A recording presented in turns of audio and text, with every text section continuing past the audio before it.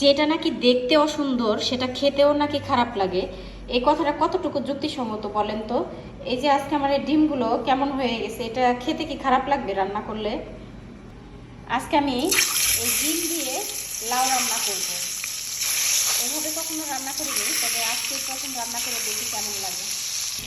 শুরুতে তেলের মধ্যে আমি একটু হলুদ দিয়ে দিচ্ছি, ডিমটা একটু ভেজে নিব।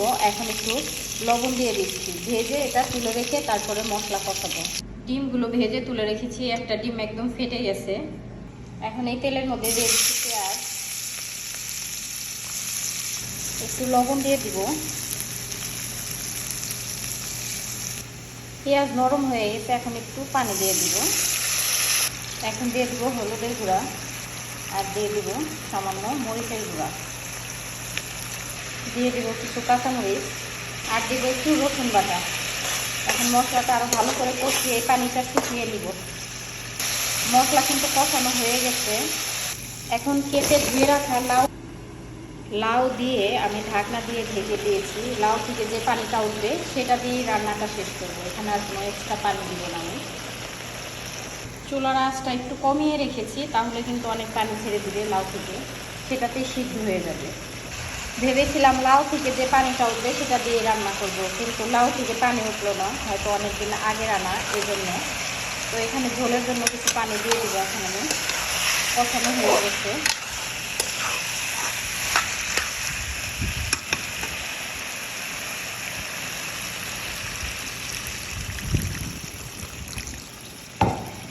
এখন ঢাকনা দিয়ে ঢেকে রান্না করব।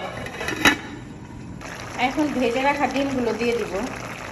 এভাবে কখনোই আগে রান্না করে খাইনি। ডিম দিয়ে লাউ রান্না করেছি, তবে একটু অন্যভাবে, সেটা খেতে ভালো লাগে। আজকে প্রথমবার এইভাবে রান্না করে দেখি কেমন লাগে। আশা করি ভালোই লাগবে।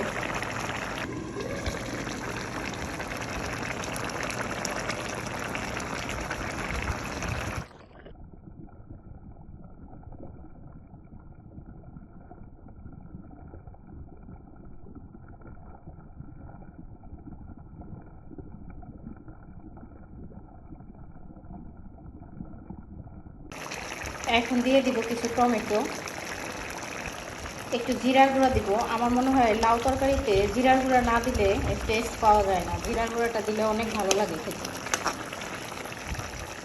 আর সর্বশেষ দিয়ে দিব কিছু ধনিয়া পাতা। ধনিয়া পাতার ফ্লেভারটা অনেক ভালো লাগে লাউতে দিলে। আমার কিন্তু রান্নাটা প্রায় শেষ, আর 2 মিনিট। আমার এই ডিম দিয়ে লাউ রান্নাটা যদি আপনাদের ভালো লেগে থাকে, তাহলে কিন্তু অবশ্যই লাইক কমেন্ট শেয়ার করে পাশে থাকবেন আর আমাকে উৎসাহিত করবেন। আজকের মতো এই পর্যন্তই। আল্লাহ হাফেজ।